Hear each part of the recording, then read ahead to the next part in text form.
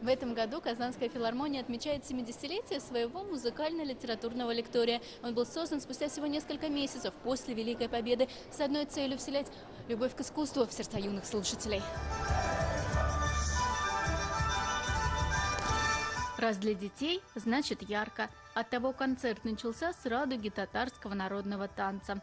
Ансамбль «Салават Купыре» – частый гость в программах лектория. Как и актриса Елена Ненашева с немного утраченным жанром «художественное слово».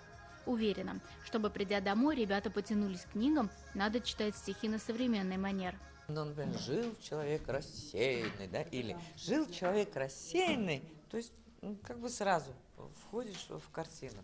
Не мелодика стиха, мы ее сохраняем, но в то же время мы как бы в первую очередь пробиваем, завязываем с детьми современный разговор такой, историю. В программе и оперные арии, и романсы от Глинки до Яхина. В лектории постарались подобрать произведения, что будут интересны и юному, и уже искушенному зрителю. Оттого абонемент называется «Для всей семьи». Для меня семья, для самого, и играет огромное значение. Именно в семье зарождаются ценности культурные, духовные, и вот эти высокие ценности мы пытаемся донести на нашем абонементе.